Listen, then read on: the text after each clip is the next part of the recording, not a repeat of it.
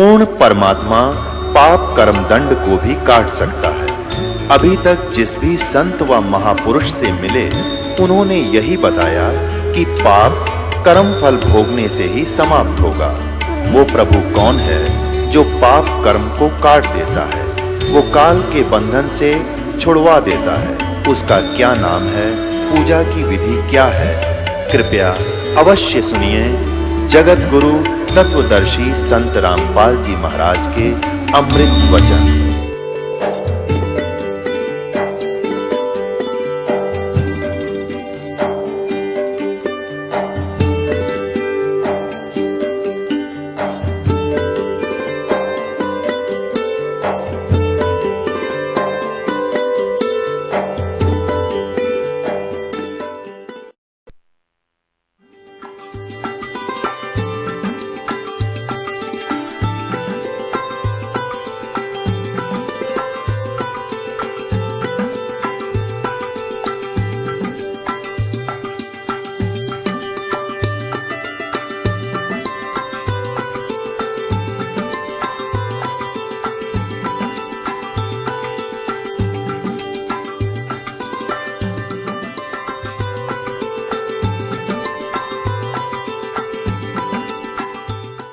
यदि आपके मन में न्यू आ गया कि तो पहले भी सत्संग सुना था, गुरुजी वही बात फिर बताए हैं।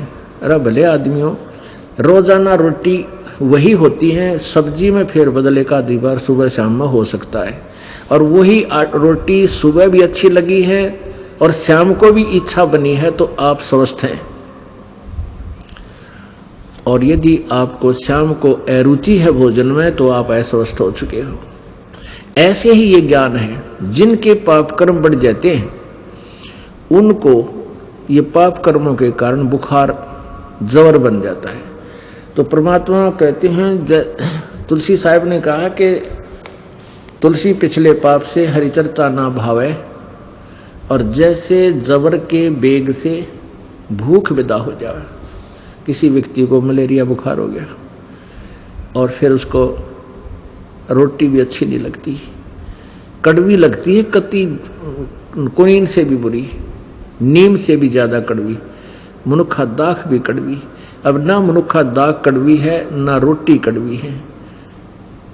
अब उसके बुखार की ने शरीर की व्यवस्था इतनी खराब कर दी कि मीठी वस्तु भी उसको कड़वी लग रही है।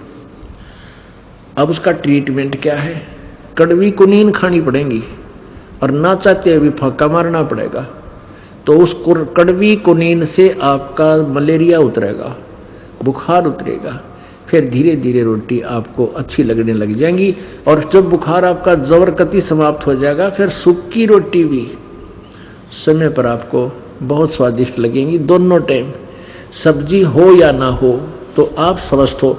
तो इसी प्रकार यहाँ जो आप सत्संग सुनते हो, अब वही ज्ञान है, वही सत्संग है, वही भगवान है।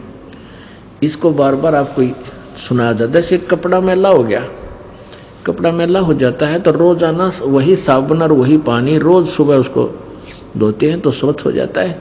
तो आप कपड़ा हो और ये दास धोबी है, तो आपको और आपके अंतःकरण को इसी तरीके से डेली धोना पड़ता है। आपने कितनी बार सत्संग सुन रखा है, लेकिन आप ऐसे समाज में जाते हो वहाँ आपके ऊपर थोड़ा बहुत असर हुए बिना रह नहीं सकता। और जब यहाँ सत्संग सुनोगे ये साबुन पानी फिर लगेगा, आपको कई दिन तक आपके हृदय में यह उमंग बनी रहेगी।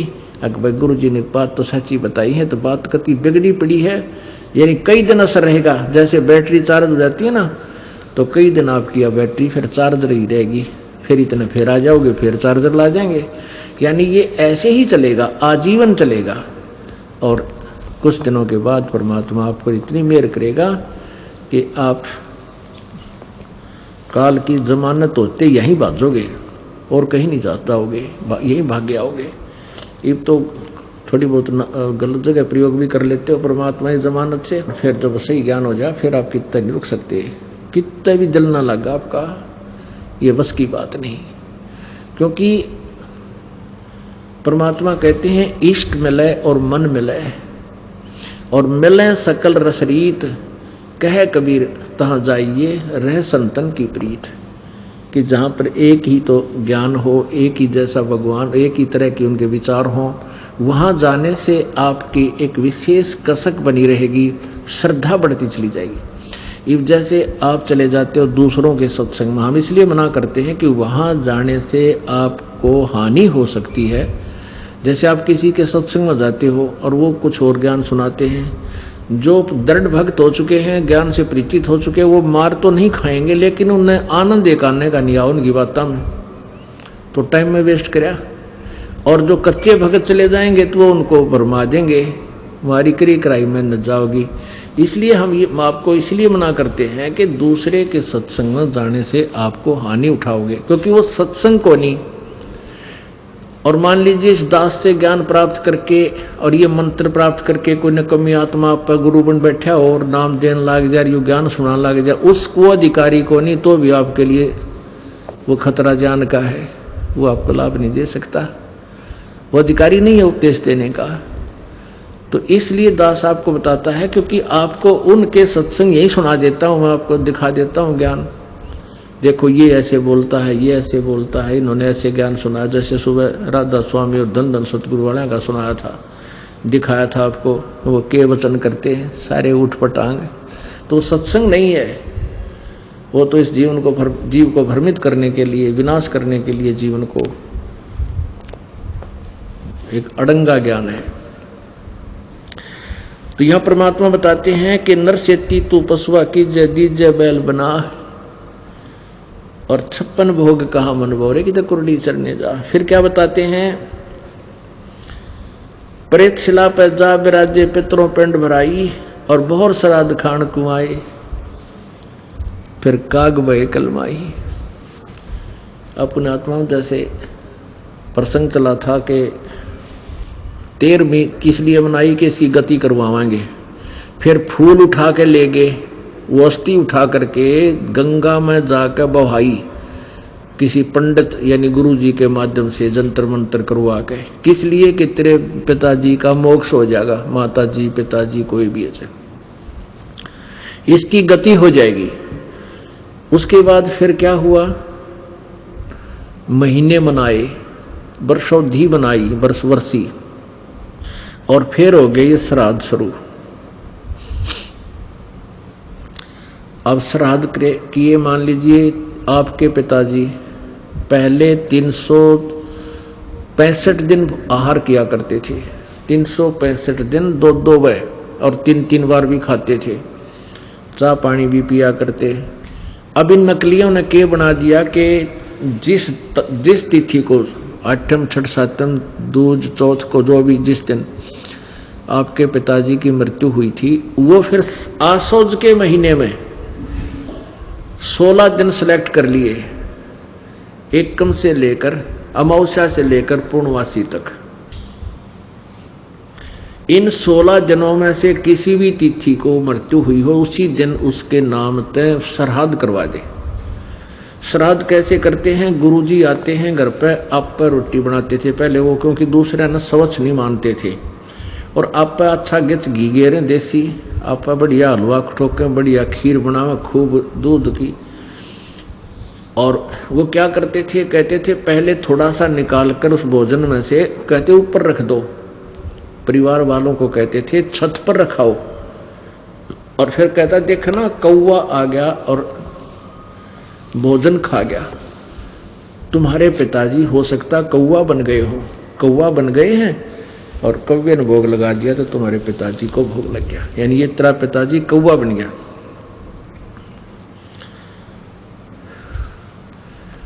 अब पुण्य आत्माओं कहाँ से गति कराने लगे थे, पिताजी को कौवा बना के छोड़ दिया। ने बोला तेरा पिताजी हो सकता कौवा बन गया हो और इसको भोग लग गया।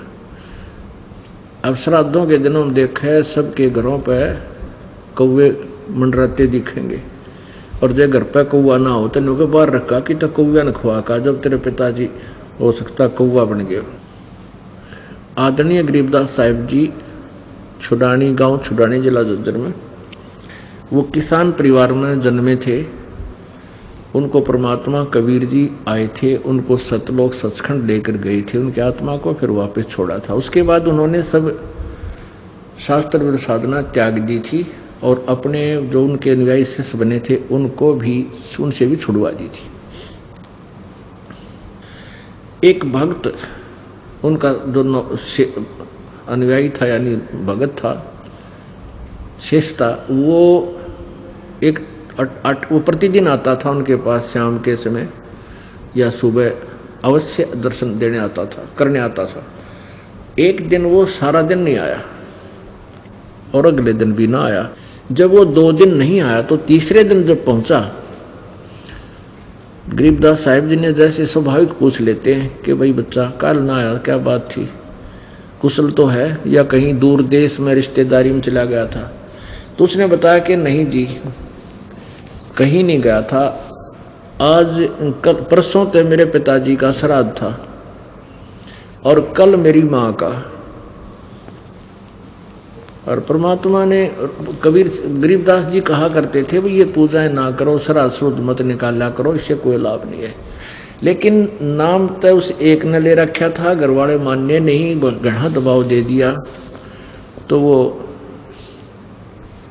कहने लगा जी मेरी चली नहीं गुरुजी, मेरे जो परिवार के सदस्य थे वो नहीं माने, भाई भाभी और मेरी पत्नी और भी जो कुल के लोग थे। परमात्मा बोले बेटा ऐसे कोई लाभ तेरे को होगा नहीं, गुरु की आज्ञा का पालन करना चाहिए। अब परमात्मा बोले न्यू कर, ऐसे करना, कल सुबह तू 2 व्यक्तियों का भोजन बना लाना, बढ़िया दिशा भी तुम बना के लावे और तेरे ओरिजिनल माता पिता को खिलाएंगे। अब उस भगत का विश्वास था अपने गुरु जी की बातों का। उसने अगले दिन बहुत साफ बढ़िया भोजन बनाया, खीर का ही ज़्यादा अच्छा भोजन मानते हैं। खीर बनवाई, रोटी बनवाई और सब्जी ले आया गुरु जी के पास। परमात्मा को गरीबदास जी बोले चल, वो भी किसान था, उनके खेतों में एक छोटी सी जोड़ी तलैया थी, छोटा सा तालाब, जलाशय सब वहाँ होता था। पहले गांव में खेतों में छोटे छोटे तालाब बना लेते थे कुछ क्षेत्र में, फिर दूसरे क्षेत्र में छोटा सा तालाब बना लेते थे। वर्षा का पानी वहाँ इकट्ठा हो जाता था, फिर सारे उसमें वर्ष में उससे अपने खेतों में पशुओं को पानी पिलाते थे। तो उस तालाब के आसपास झाड़ बोझड़े, ये बहुत से ऐसे कांटेदार झाड़ियाँ उग जाती थी सब तय, और वो अच्छा वन सा बन जाता था। उसके 20, 30, 50 फुट की चारों तरफ 20-20 फुट। तो वहाँ से उस तालाब से 1 एकड़ की दूरी पर 200 फुट की दूरी पर गरीबदास जी बैठ गए और जो साथ उनका शिष्य गया था उसको भी बैठा लिया और कहा भाई खोल दे इस तेरे माता पिता के भोजन को, तेरे माता पिता भोजन करना होंगे। अब उसने 2 स्थानों पर 2 थालियों में भोजन डाल दिया, न्यारा न्यारा। परमात्मा ने कहा उसके माता पिता का नाम लेकर के आओ भाई, आ जाओ भोजन पालो, तुम्हारे बेटा तुम्हारे लिए भोजन लाया है। तो उसमें से एक गीदड़ और एक गीदड़ी,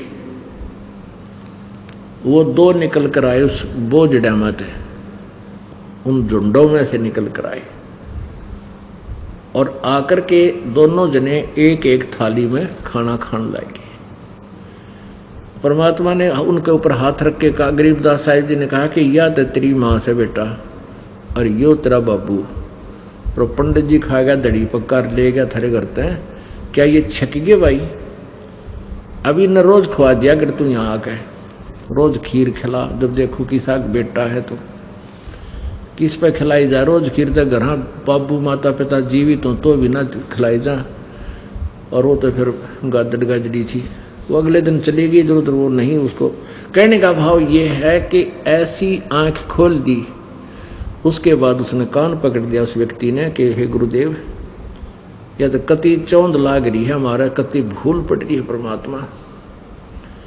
बता माँ बाप गादड़ गाजड़ी बन रहे, वो पंडित जी छक्के वहाँ घर बैठ के और नौका कौवा तेरा बाप बन गया होगा, फिर कौवा बाप बन गया, उसका क्या ठेका ले रहे हैं? कहते वो पहले सतभक्ति करते अपना ठीक ठिकाना चले जाते, उनका पीछा छूट जाता। तो इस तरह की साधनाएं करवा कर हमें कौवे भी न बनवाए, ये नकली गुरुआ ने शास्त्र भी साधना करवा के आप भी करवाई, हमारे पूर्वजों से भी करवाई, फिर हमसे भी करवाई, श्राद्ध निकलवाए, वो शास्त्र भी साधना करवाने से फिर हम भी भूत बन गए। पुण्यात्मा, ये तो कोई रजा हुई है परमात्मा कबीर देव जी की अपने ऊपर।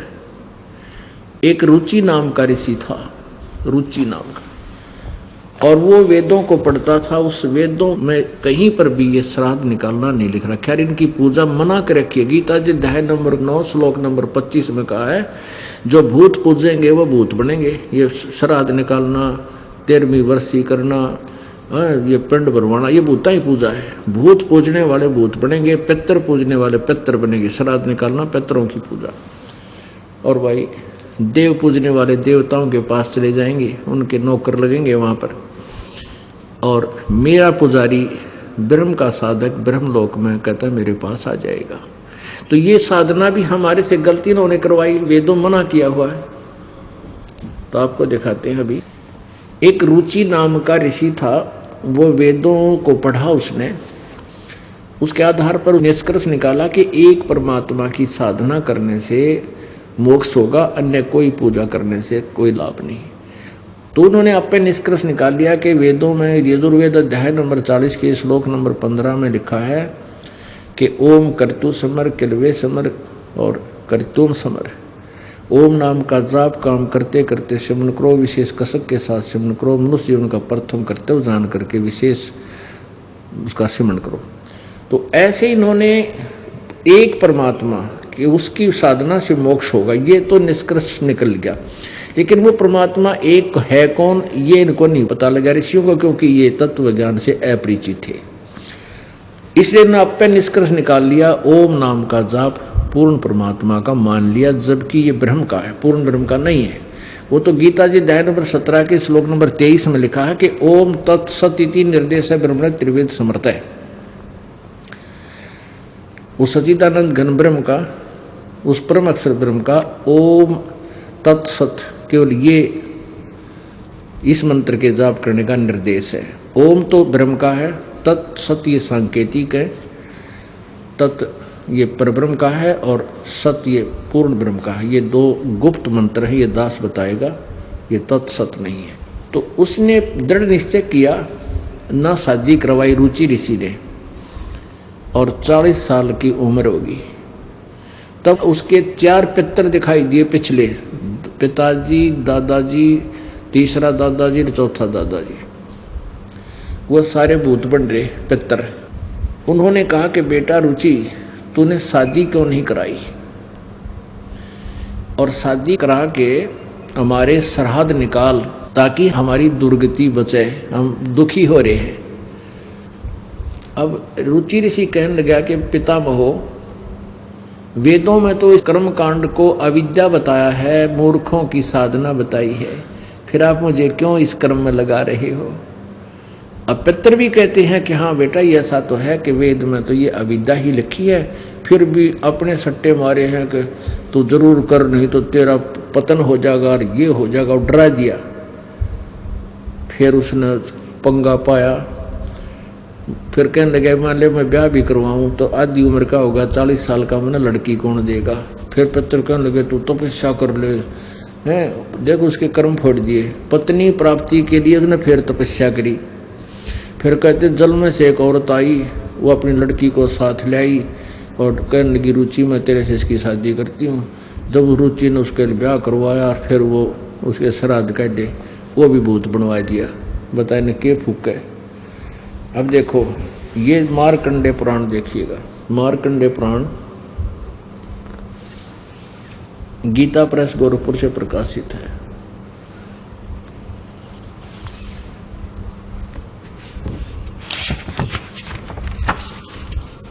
मार्कंडे पुराण गीता प्रेस गोरखपुर से प्रकाशित है। प्रकाशक में मुद्रक गीता प्रेस गोरखपुर, गोविंद मन कार्यालय कोलकाता का संस्थान। इसके 242-43 पृष्ठ पर देखिएगा, रोच्य मुनि की उत्पत्ति कथा, 242 पृष्ठ।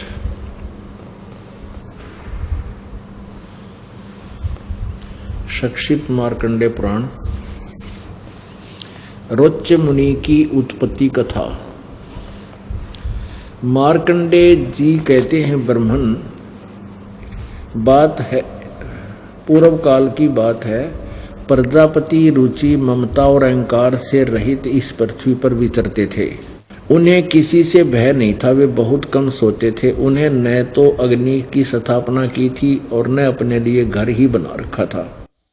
वे एक बार भोजन करते थे और बिना आश्रम के ही रहते थे। उन्हें सब प्रकार की आसक्तियों से रहित एवं मनोवृत्ति से रहते देख उनके पितरों ने उनसे कहा।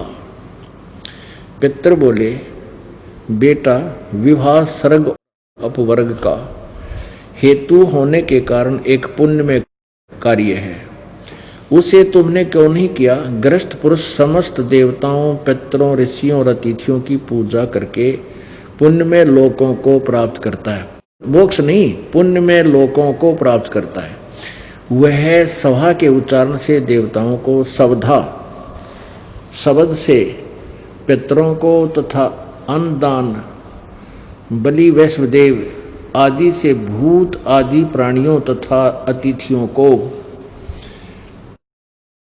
उनका भाग समर्पित करता। बेटा, हम ऐसा मानते हैं कि गृहस्थ आश्रम को स्वीकार न करने पर तुम्हें इस जीवन में कलेश पर कलेश उठाना पड़ेगा और मृत्यु के बाद और दूसरे जन्म में भी कलेश ही भोगने पड़ेंगे। रुचि ने कहा, पितरगण, परिग्रह मात्र ही अत्यंत दुख एवं पाप का कारण होता है तथा उससे मनुष्य की अधोगति होती है। यही सोचकर मैंने पहले स्त्री संग्रह नहीं किया। मन और इंद्रियों को नियंत्रण में रखकर जो यह आत्म संयम किया जाता है, वह भी परिग्रह करने पर मोक्ष का साधक नहीं होता। ममता रूप कीचड़ में सना हुआ होने पर भी यह आत्मा तो परिग्रह शून्य चित्तवर्ती जल से प्रतिदिन धोया जाता है। यह श्रेष्ठ प्रयत्न है। जितेंद्रिय विद्वानों को चाहिए कि वे अनेक जन्मों द्वारा संचित कर्म रूपी पंख में सने हुए आत्मा को सदा सदसना रूपी जल में आसना रूपी जल में प्रक्षालन करें। ये क्या कह रहा है कि ये पितर तो न्यू कह इसने बढ़ोआ है कि ब्याह नहीं करवाया तो तू पाप का भागी हो जाएगा, ये पुण्य में कर्म है और तेरा आगे भी कलेश होगा, रिब्बी भी कलेश बिना ब्याह के। और यूँ रुचि ठीक कर रहा है कि ब्याह है सबसे बड़ा कलेश है। इसके लिए मेरे प्रेरणा कर रहे हैं और परमात्मा पाने के लिए तो इन सभी विकारों से उल्टा हटकर ही साधना की जाती है, जैसे इसने अपने विचार बताए। और फिर पितर क्या कहते हैं देखियो, इनका उद्देश्य यही था कि इसने भी फंसावा। पितर बोले, बेटा, जितेंद्रिय होकर आत्मा का प्रक्षालन करना उचित ही है, किंतु तुम जिस पर चल रहे हो वह मोक्ष मार्ग है। किंतु बता, पितर भी कहे कि बेटा, जितेंद्रिय होकर आत्मा का प्रक्षालन करना उचित ही है, किंतु तुम जिस मार्ग पर चल रहे हो वह मोक्ष मार्ग है, यानी तेरा कल्याण हो जाएगा इससे तो। किंतु फल इच्छा रहित दान और शुभाशुभ उपभोग से भी पूर्वकृत अशुभ कर्म दूर होते हैं। इसी प्रकार आगे देखो, पूर्व जन्म में किया हुआ मानव का शुभ अशुभ कर्म सुख दुख में भोगों के रूप में प्रतिदिन भोग कर ही अक्षीण होता है। अब यहाँ तक ये कह रहे हैं कि उससे भी शुभ पूर्वकृत अशुभ कर्म दूर होता है, और यहाँ तुरंत कह रहे हैं कि पूर्व जन्म में किया हुआ मानव का शुभ अशुभ कर्म सुख और दुख में भोगों के रूप में प्रतिदिन भोगने पर ही अक्षीण होता है। यानी यहाँ तो ये कह रहे हैं कि तू जो हम बताओ ऐसे कर लेगा तो तेरा अशुभ कर्म दूर होता है। और ये यहाँ नो कहे हैं पूर्व जन्म में जिसा किया है उसको तो भोगने से ही, यानी सुख भी भोगने से खत्म होगा और दुख भी भोगने से ही खत्म होगा। रुचि ने पूछा, पितामहो, वेद में कर्म मार्ग को अविद्या कहा गया है, फिर क्यों आप लोग मुझे उस मार्ग में लगाते हो? पितर बोले, यह सत्य है कि कर्म को अविद्या ही कहा गया है, इसमें तनिक भी मिथ्या नहीं है। फिर और थारा शर रह गया, जब तुम भी मानो। ये देखो इसके पत्र, ये देखो ये पितर बना रखे चित्र भी। ये तीनों ब्राह्मण थे ऋषि, आप तक कर्म फोड़ गए इस बेटे ने फंसाने के लिए डरा दिया और फिर उनके वचन सुना दिए। ये बेचारा इनके कुसंगत को, असत्संग को सुनकर ये भी डगमग हो गया, जबकि ये ठीक विचार पर चल रहा था। आप पितर भी मान रहे हैं कि जो कर्म कांड है, श्राद्ध आदि निकालने, ये है तो मूर्खों की पूजा। और रुचि ऋषि कह रहा है कि वेद में भी इसको अविद्या कहा है, मूर्खों का साधना बताइए। पितर भी मान रहे हैं, कहा इसमें कोई दो राय नहीं है, और यह तो सच बात है। लेकिन फिर भी ऐसा है, पितर ये कर देते हैं। अरे आप भूखे मरे, पितर पता नहीं क्यों लाभ दे देंगे, टट्टू लाभ दोगे तो तुम भूखे मरो। तो परमात्मा क्या बताते हैं, अरे भोली सी दुनिया सतगुरु बिन कैसे सरिया, रे भोली सी दुनिया सतगुरु बिन कैसे सरिया। अपने लला के बाल उतरवावे दिख के चीना लग जइया। यहाँ क्या करते हैं, जैसे भी कोई किसी का इष्ट धाम है जहाँ की वो पूजा है, वहाँ जाते हैं और वहाँ जाकर क्या करते हैं, एक नाई बैठा होता है और छोटे बच्चे के बाल उतरवाया कर। वहाँ पर बाहर 2 रुपये में बाल कटते होंगे तो 10 रुपये लिया कर नाई, क्यों पता है कि तो जाँक होनी जल्दी में है फटाफट, और 5-4 बाल काट के और 5 रुपये 10 रुपये ले लेगा। और उन बालों को क्या करती है कि बुढ़िया अपनी पुत्र वधू को साथ ले जाती है और साथ में नवजात बालक बेटा या पोता या पोती होती है, वो उनको लेके जाते हैं। और वहाँ क्या कहती है, उस नाई के को, जो नाई बाल काट रहा होता है, बुढ़िया 3-4 बार कहेगी, भाई देखिए रे नाई के, ध्यान से कैंची चलाइए, कहते मेरे पोते के या पोती के कैंची ना लग जा कच्चा सिर से, भाई ध्यान तक चलाइए कैंची को। और परमात्मा क्या बताते हैं, अपने लला के बाल उतरवावे दिख के चीना लग जइया। एक बकरी का बच्चा लेके उसका गला कटैया, रे भोली सी दुनिया सतगुरु बिन कैसे सरिया, रे भोली सी दुनिया सतगुरु बिन कैसे सरिया। अब क्या बताते हैं कि अपने बच्चा तो इतना प्यारा, कैंची लगने का भी भय, कदे बच्चे का दर्द ना हो जाए, और एक बकरी का बच्चा लेके और वो बैंड चढ़ा दिया माता के, वो कटवा दिया उन्हें, वहाँ से उसकी गर्दन कटवा दी। अपने बच्चे को तो इतना प्यारा मानती है और दूसरे का बच्चा कटवा दिया, और फिर अपने बच्चे की तो खैर भी मानती है। कभी नहीं हो सकती से जुल्म, ते परिवार कभी सुखी नहीं रह सकता, दूना पाप बढ़ा दिया। फिर क्या करते हैं कि उन बालों को वह बुढ़िया चढ़ा कर फिर मंदिर में, और वहाँ से पुजारी उठा के उसने एक कट्टे में डाल देगा, बोरी में, और शाम ने कुर्डियाँ पे फेंक देगा ठा के, कूड़ा करकट में पटकेगा ठा के, और कौन से वो बैंक में जमा करा होगा उन बाड़ा ने, उसने बाहर फेंकने हैं। तो परमात्मा कहते हैं तुम इनको कहीं काट कर कितना डाल दो, पर हमारा नाम साधना करो, तुम्हारा भी कल्याण और तुम्हारे बच्चों का भी कल्याण। अब फिर क्या बताते हैं, भाई कच्चा पक्का भोजन बना के फिर माता धोकने गईया। हमारी दादी दो क्या करती, वहीं गुड़गांव वाली माता के और की तो फिर रोहतक वाली माता के निरी माता थी, तो वो क्या बनाती थी कि वो कच्चे पक्के पूड़े बना लेती, और पूड़े बनाते हुए देर हो जाती, मेरी ताई माँ पहने जल्दी करो ना तुम, तो वो कही ये कच्चा है, कच्चा आन दे। उन्हें पता था कि कुत्ता ने खाना है, कौन सी माता खावा है, तो वो क्या करते हैं, जैसे पूड़े बना लिए, गुलगुले बना लिए, तो वहाँ कहाँ जाते हैं, एक 4 ईंट ला रखी होती है अपने आसपास खेतों में या कि तो बनी में, उसका एक चबूतरा बनाकर वहाँ एक स्थान बना देते हैं माता का, छोटा सा, इतनी मड़ी सी बना देते हैं। और वहाँ जाकर के वो पूड़े जो भोजन बना रखा था वो डाल देते हैं, थोड़ा सा जल डाल दें, पानी घूट लेगी माई गिला।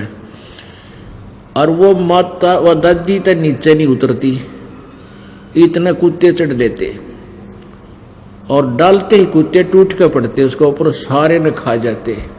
और कुत्ते में एक आदत और बूढ़ी हो से, वो खा पी कर चलते हैं, मूत के भी उस मंडी पे जाया करे, वो पेशाब भी वहीं करता। फिर तो परमात्मा क्या बताते हैं, कच्चा पक्का भोजन बना के माता धोकने गईया, उस माता ऊपर कुत्ता मुते, वो क्यों ना मर गईया रे भोली सी दुनिया। सतगुरु बिन कैसे सरिया रे भोली सी दुनिया, सतगुरु बिन कैसे सरिया। फिर क्या बताते हैं, जीवित बाप के लट्ठम लट्ठा, फिर मुँह गंग पुचैया। जीवित बाप के लट्ठम लट्ठा, फिर मुँह गंग पुचैया। जब आवे आसोज का महीना, वो कौवा बाप बनैया रे भोली सी दुनिया। सतगुरु बिन कैसे सरिया रे भोली सी दुनिया, सतगुरु बिन कैसे सरिया। अब देखो, पिताजी जीवित थे तब उनकी सेवा करते, उनकी आत्मा को सुख देते समय पर जैसे, क्योंकि वैसे तो माता पिता जब तक स्वस्थ हैं उनको किसी के उसकी आवश्यकता नहीं पड़ती सेवा की, उनको प्यार दे, राजी बोले, और जो उनकी डिमांड हो, छोटी मोटी डिमांड हो, कभी कुर्ता ला दे, को धोती ला दे, बस इतनी माँ बाप की, और ज़्यादा नहीं मांगते बेचारे, उनको पता है, क्योंकि उनकी सब इच्छाएं लगभग कम होली होती हैं। तो उनको प्यार से ही बोल पड़े, समय पर रोटी दे दी, इतना अर्जुन माले बीमार सीमार हो जाए उनकी खूब सेवा करे, ट्रीटमेंट बढ़िया करा उनका। अब जब तो कहते हैं पिताजी जीवित है तब तो 100 बार लड़ाई करेंगे।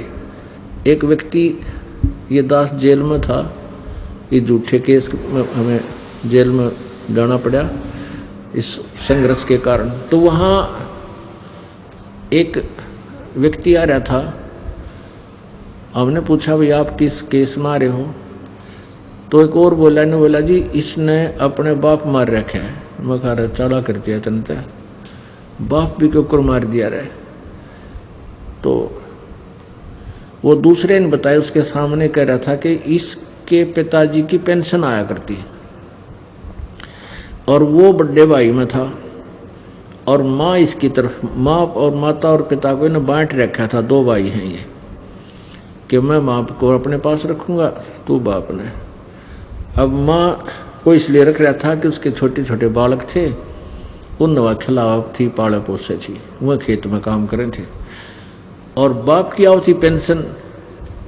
तो जब तो भाई का जुम्मा ला दिया कि ना बाबू तो ले ले, माँ ना मैं लूँगा, बालक खिलवाने हैं। अब वो कहने लगा फिर बाद में कि भी माँ बाबू की आधी, पिताजी की आधी तनख्वाह मुझे, पेंशन मुझे दो। और बाबू नाइट के बोला ना दूँ, तू के बड़ी सेवा करे भाई, अब सेवा कराइयो मैं तो पेंशन इसको दूंगा, ऐसा कुछ उनकी कहा सुनी होगी। तो उसने अपने बाप का सर में लठ मारा और लठ लगते मर गया।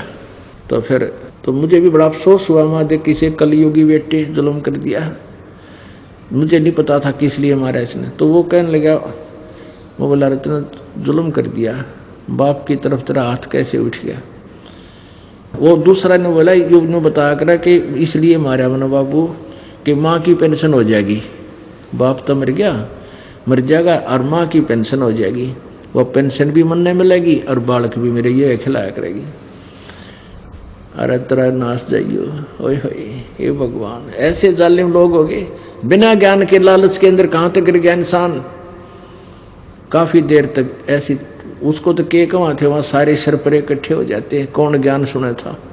बहुत देर तक जी दुखी रहा, हे परमात्मा, ओए होए, इस एक बगैर ज्ञान के इस जीव का कितना नेचर गिर गया, कितने नीचता पा गया यू।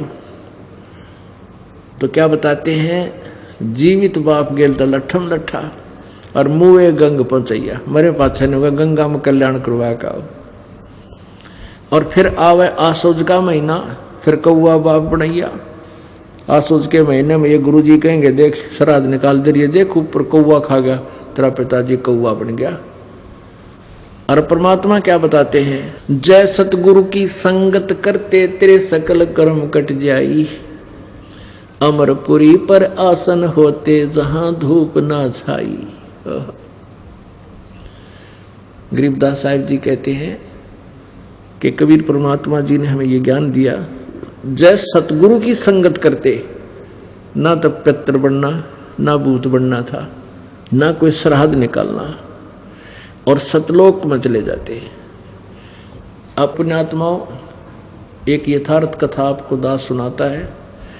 मेरे पूज्य गुरुजी, ब्राह्मण कुल में जन्म था इनका। ये जो संसारिक जो हमारे चले हुए हैं समुदाय, ब्राह्मण तो नहीं कहते थे, वो पंडित वही होता है ज्ञान से परिचित हो जाता है। विद्वान पुरुष को पंडित कहते, पंडित सोए जो पिंड की जाने। मेरे दादा गुरुजी यानी गुरुजी के गुरुजी जाट जाति से थे, गांव छावड़ा नजफगढ़ के पास दिल्ली में, वहाँ के रहने वाले थे। और वो फिर घर त्याग करके हमारे जो तीसरे चौथे दादा गुरुजी थे उनके साथ वो घर त्याग कर चले गए थे। और वहाँ फिर उन्होंने उनको काशी विद्यापीठ में पढ़ा दिया था, तो वो पंडित कहलाए। पंडित चिदानंद जी, अब उनका आश्रम है खरखोदा के पास, गोपालपुर गांव है, उसमें एक आश्रम बना हुआ है, उसमें लिखा पंडित चिदानंद जी आश्रम। तो वो जाट होते हुए पंडित कहलाए, क्योंकि वो पंडित थे। उन्होंने वो ऐसी अपनी वो शिक्षा ग्रहण की थी जिस कारण वो पंडित बने। और मेरे गुरुजी ब्राह्मण कुल में जन्म थे, वो पंडित नहीं कहते थे अपने आप को, क्योंकि वो तत्व ज्ञान से परिचित थे। पंडित कोई जाति से नहीं बनता, जैसे कोई वैद्य होता था, चौथा पांचवा दादा किसी का, वो अच्छा वैद्य था और नाड़ी देकर दवाई दे देता था, सबको राहत मिलती थी, वो वैद्य था। फिर उसके वंशजों को भी वैद्य कहने लग गए। अब पांचवी पीढ़ी मारे जानते को ना पेट के दर्द की दवाई, वो भी नहीं फलाना राम वैद्य, और वो खुद भी लिखता है, खुद भी अपने सरनेम बना लिया उन्होंने। तो ऐसे जो ब्राह्मण हैं वो ब्राह्मण नहीं है, वो वैसे सरनेम बना रहे हैं अपना। ब्राह्मण सोए जो ब्रह्म पहचान है, ब्राह्मण वही है जो परमात्मा को पहचान ले। आप जी ब्राह्मण हैं, हम ब्राह्मण हैं, हमने भगवान को पहचान लिया है। तो मेरे गुरुजी जो थे वो 16-17 साल की आयु के थे, खेतों में पाली जाया करते, क्योंकि वो ब्राह्मण जाति वैसे फीत ब्राह्मण की थी, खेती का काम करते थे पूरा परिवार सारे। गांव पैतावास है दादरी के पास, बड़ा पैतावास, भिवानी दादरी रोड पर 1 किलोमीटर अंदर जा करके, 1.5 किलोमीटर अंदर जा करके बड़ा पैतावास एक गांव है, वहाँ के रहने वाले थे।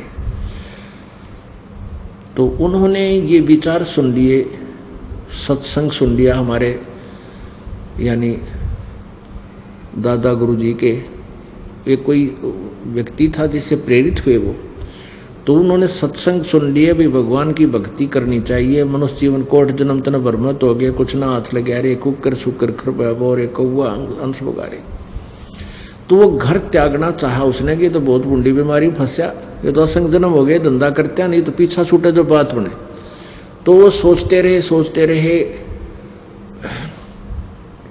एक दिन खेतों में पाली जाया करते थे, पहले पढ़ाई कम होया करती थी, तो उन्होंने दृढ़ निश्चय कर लिया जाने का, 2 जोड़ी कपड़े ले गया करते, एक पहन रखी थी, एक और ले गए। तो शाम के समय वो जो ग्वाले दूसरे पाली थे वो उन्हें कहने लगे भाई तुम चलो पशुओं को ले चलो, आप कहाँ जा रहे हो, मैं अभी थोड़ा फ्रेश होया हूँ। तो वह पहले वन बहुत होता था खेतों में, बहुत झाड़ वो जड़े बड़े बड़े कांटेदार वृक्ष और नेरे खड़े रहा करते थे, वैसे भी वृक्ष। तो अंदर घुस के, अंदर जाकर उन्होंने क्या किया, काफ़ी दूर अंदर जा कर के कोई पशु, जैसे पशु खा रखा था किसी हिंसक पशु ने, उसके हाथ पड़े थे वहाँ पे, वहां अपने कपड़े पाड़ के उन हड्डा पर डाल दिए, उन हड्डियों अस्थियों पर डाल दिए आसपास, और स्वयं दूसरे कपड़े बदल कर दूसरी साइड से निकल कर हरिद्वार पहुंच गए। वहां जाकर के वो दीक्षित हो गए, नाम ले लिया हमारे गुरुजी दादा गुरुजी से, उनके साथ रहने लगे।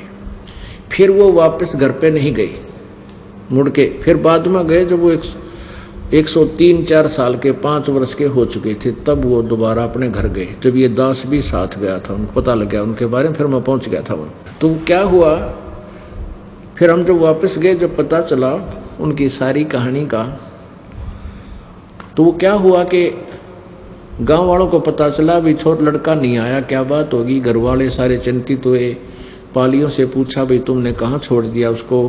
कहने लगे जी वो ऐसे ऐसे जंगल में चला गया। ने बोला मैं हूँ, तुम चलो, मैं आ रहा हूँ, तुम चलो। तो रात्रि के समय लालटन लुटन हुआ करती, पहले टॉर्च भी ना थी, लालटन जगा करके सारे घूमे देखा। तो वहाँ क्या पाया कि एक वो कपड़े वहाँ फटे हुए उसके, और वहाँ पर अस्थि पड़ी। सब ने विचार ला लिया वे बच्चा यहाँ आ गया कि किसी वैसे दूर जंगल में बड़ा भूल गया, किसी हिंसक पशु ने खा लिया। अब अंधेरे में फटाफट वो आड़ भी उठा लिए, वो कपड़े भी उठा लिए, और उनको बांध लिया गठड़ी सी और सहा कर दिया, अंतिम संस्कार कर दिया। हाहाकार मच गई। फिर उनके 13वीं भी हुई, फिर महीने भी बनाए, और फिर श्राद्ध निकालने शुरू हो गए। अब ये दास जब पता चला मेरे गुरुजी का कि 1995 में मेरे गुरुजी पंजाब में आश्रम बना हुआ तलवंडी भाई जिला फिरोजपुर में, उनके पास हमारे इस दास के जो उन्होंने आदेश दे दिया था इस दास को उपदेश देने का, और इस दास के 2 शिष्य उनकी सेवा में भेज रखे थे, अपने दादा गुरुजी की सेवा में, उनके दादा गुरुजी से। तो वो उनके साथ वहाँ आ गया अपने घर पर। इच्छा बढ़ गई घर जाने की। आगे एक बार देखता हूँ, वो गए थे इसलिए कि चलने की तैयारी होगी, और उनका भ्रम रह रहा है, वो भ्रम मिटाया हूँ। तो हमें पता चला कि ऐसे ऐसे गुरुजी यहाँ आगे हैं और 1 हफ्ता डटेंगे, तो हम भी पहुँच गए। वहाँ उनकी भाभी जी थी, वो लगभग 95 साल की, 90-92 साल की हो रही थी। तो वहाँ जब गुरुजी पहुँचे, उन्होंने जाते ही अपना घर बता दिया कि यहाँ हमारा घर था, ये मेरे चाचे का घर है, और ऐसे ऐसे हम इतने भाई थे, ये सारी कहानी बता दी। सारा गांव इकट्ठा हो गया। उनका नाम हरद्वारी था गांव का नाम, फिर नाम बदल लिया उन्होंने, रामदेवानंद जी महाराज नाम रखा। तो सब कहने लगे हरद्वारी आ गया, बामणा का हरद्वारी जीव है। सारा गांव इकट्ठा हो गया। वो वहाँ रुके हुए थे। ये दास पहुंच गया। तो उनकी भाभी जी से जिक्र हुआ। मैंने उनसे पूछा कि हमारे गुरुदेव जी जब यहाँ नहीं थे, तो तुमने पीछे से क्या महसूस किया? वो कहने लगी जी क्या महसूस किया, मैं जब ब्याही आई, मुझे इनके श्राद्ध निकाल दे पाए थे, और लगभग 70 श्राद्ध में अपने हाथ तक काट रही निकाल रखे हैं। और जब भी घर में कोई नुकसान हो जाता, फसल ना होती या भैंस बीमार हो जाती, हम अपने वो बामणा के भी और हों से वो बामण ठग टाइप के पास, तो वो क्या बताता था कि तुम्हारा हरद्वारी जो है वो निसंतान मरा हुआ है, और वो तुमने दुख दे है, उसके 500 लत्ते निकाल दो, उसके इतने रुपये दे दो, तुम फसल का चौथा हिस्सा दिया करो मेरे ताई, जब उसका अनुष्ठान करूँगा। हम सारा कुछ कराते आ रहे थे, और उस ब्राह्मण को हम देते रहते थे जो भी वो बताता था। मैंने उनसे कहा माई अब तो छोड़ दे इस श्राद्ध श्रुद्ध निकालना, ये सब गलत पूजाएं। तो न्यू बोली ना भाई, न्यू कैसे छोड़ दें, ये तुम्हारी वो है लाग से पुरानी, यह तुम्हारी परंपरा है, न्यू के छुट्टे से हम कुएं में पड़ जाना छुट्टे है। और जब आपने आप बता रही है कि इतने झूठे नकली आदमी वह यो हमारे गुरु जी जीवित हैं, और वो कह रहे वो मर गए हैं, और मरे पास भूत बनकर तुमने हानि कर रहे हैं, और वो ये कर रहे कल्याण देश का, कितने जीवों का उद्धार कर दिया इन्होंने उपदेश दे देकर। कते नहीं मानी हुआ बिटिया, अरे तेरा गजब। ये कहते जानबूझ साची तजर करे झूठ तने, और ताकि संगत है प्रभु सौपन में भी ना दे। इन गुरुआ गांव बिगाड़े संतो गुरुआ गांव बिगाड़े, ऐसे कर्म जीव कहलात। ये ईब जड़े नहीं जाड़े, ये इसे रंग दिया उल्टे रंग में। ईबिन से ये उल्टी साधना छुड़वाए तो भी ना छूटती। प्रत्यक्ष देख रहे हैं कि वो सारी झूठ थी, वो बकवास करते थे कि वो अर्धवारी सिद्ध है, हानि करता है, और ये वो परमात्मा की प्यारी आत्मा दुनिया का कल्याण किया करती थी। तो यहाँ परमात्मा कहते हैं कि जय सतगुरु की संगत करते तेरे सकल कर्म कट जाई, और अमरपुरी में यानी सतलोक में तुम्हें स्थान मिलता जहां कोई दुख नहीं।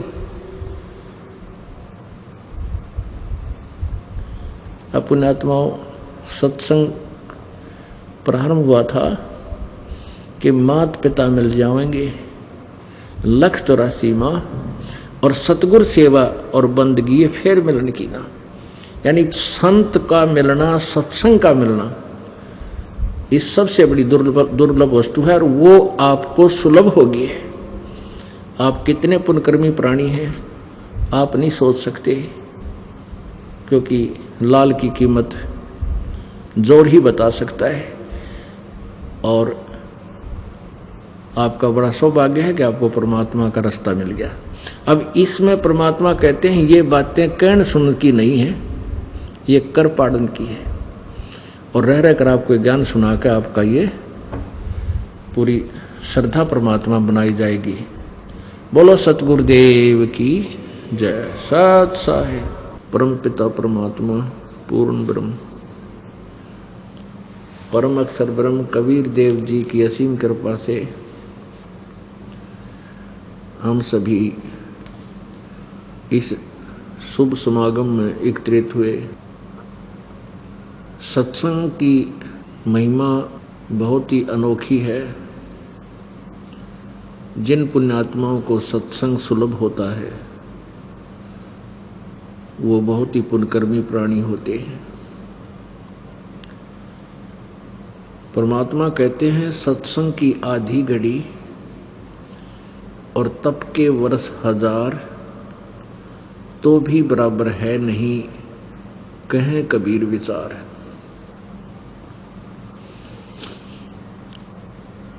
जैसे तप करते हैं, 1000 वर्ष तप किया, इतने वर्ष उसको राज्य प्राप्त हो जाता है।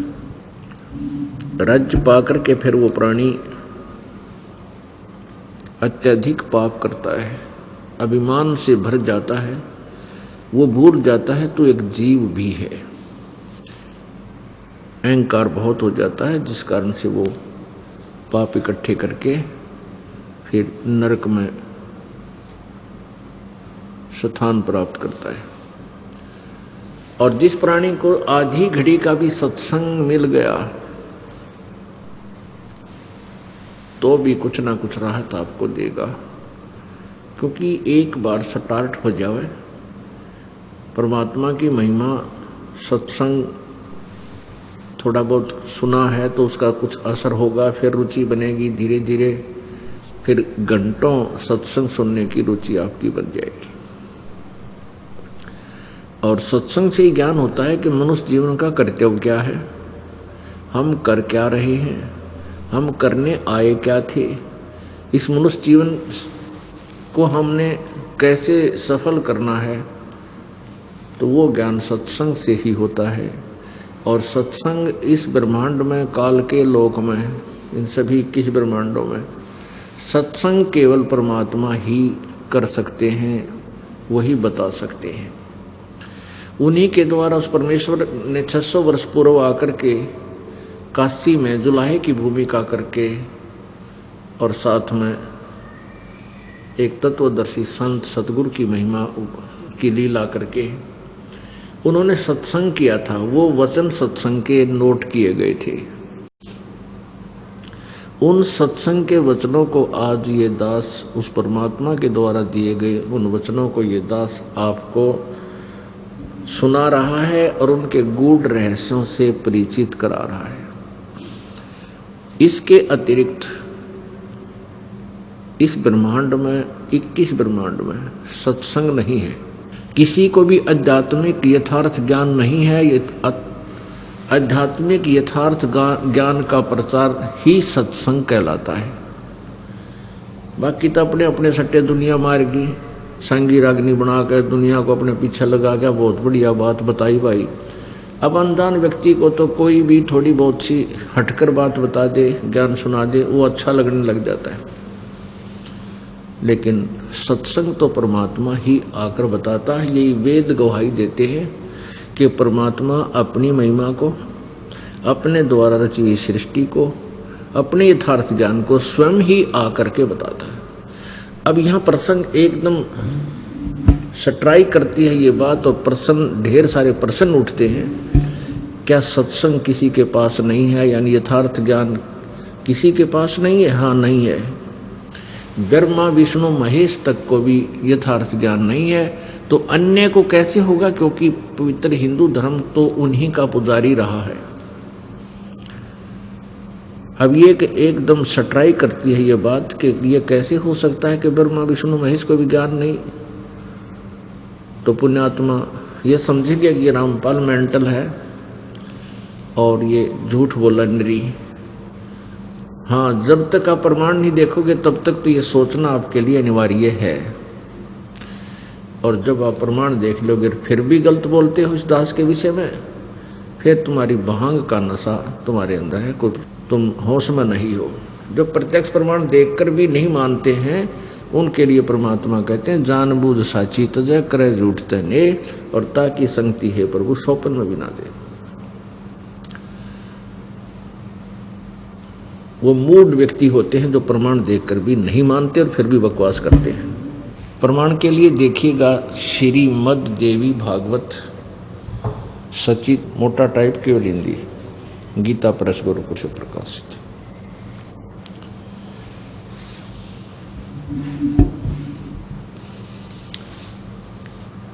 श्रीमद् देवी भागवत गीता प्रेस गोरखपुर से प्रकाशित है।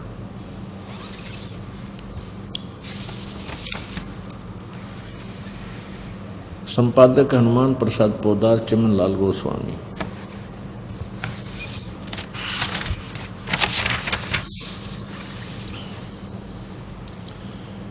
प्रकाशक एवं मुद्रक है गीता प्रेस गोरखपुर, गोविंद भवन कार्यालय, कोलकाता का संस्थान। इसके 28 पृष्ठ पे, 28 पृष्ठ पर देखिए।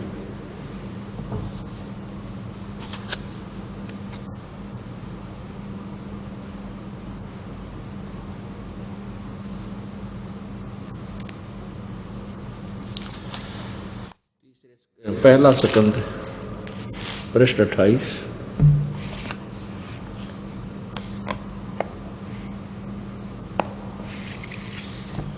और ये प्रथम सकंद।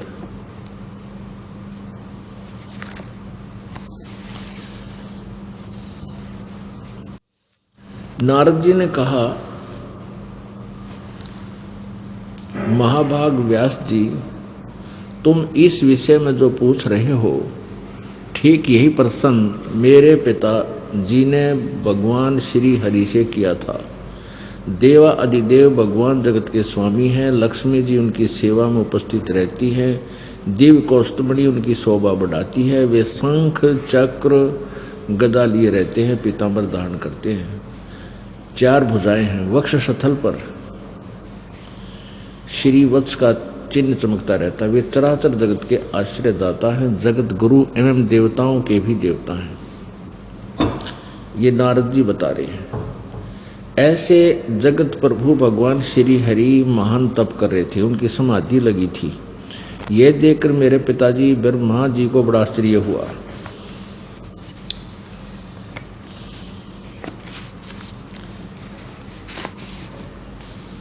अतः उन्होंने उनसे यानी श्री विष्णु जी से जानने की इच्छा प्रकट की। ब्रह्मा जी ने पूछा, प्रभु आप देवताओं के अध्यक्ष, जगत के स्वामी और भूत भविष्य एवं वर्तमान सभी जीवों के एकमात्र शासक हैं। भगवान फिर आप क्यों तपस्या कर रहे हैं